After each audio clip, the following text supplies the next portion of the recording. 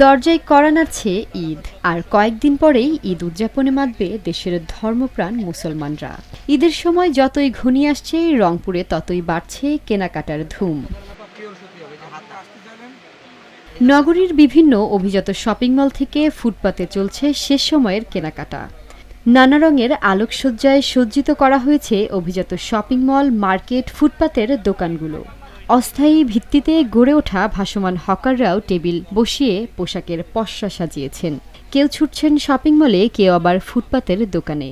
বেবির কেনাকাটা করলাম, হাজবেন্ডের করলাম, নিজের করলাম, এখনো দেওর আছে দুইটা, ওদের কেনাকাটা করব।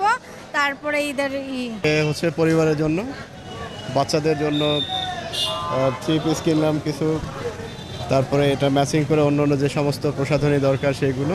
পাকিস্তানের মধ্যে আর কি, যদি বাজেটে হয়, কিন্তু পাকিস্তানে তো অরিজিনালটা অনেক হাই লেভেলের, আমাদের তো অত আর লেভেলের কেনার সামর্থ্য নাই, যতটুকু হয় আর কি। হালের ফ্যাশনের সঙ্গে তাল মিলিয়ে প্রতিটি শোরুমের পোশাকের পসরা সাজানো হয়েছে। বিভিন্ন ডিজাইনের নতুন কালেকশন এসেছে। বিশেষ করে পাঞ্জাবি, লন সালোয়ার কামিজ ও কুর্তিতে দেখা গেছে ভিন্নতা। নামি দামি শপিং মলের শোরুমে শোভা পাচ্ছে হাজার থেকে লাখ টাকা মূল্যের পোশাক। তবে ক্রেতাদের অভিযোগ, গত বছরের তুলনায় পোশাকের দাম অনেক বেশি। দাম তো আছে, দাম ভালোই, বেশি দাম কম না। তারপর অনেক সময় আরো অনেক কিছু দিতে ইচ্ছা করে, হয়তো হয় না সাধ্যের জন্য, সবাইকে কিনে দিতে পারলেই ভালো লাগে। অন্যান্য বাজার থেকে এবার অনেক প্রচুর দাম, মানে নিম্নতম মানুষের বাজেটের বাইরে দামটা অতিরিক্ত হয়ে গেছে।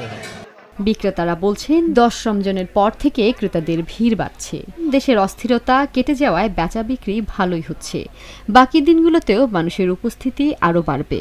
শেষ মুহূর্তে কেনাকাটা একটা চাপ আস্তে আস্তে আমরা লক্ষ্য করছি এবং এই চাপ নিয়ে আমাদের কেনাকাটা আগা যাচ্ছে।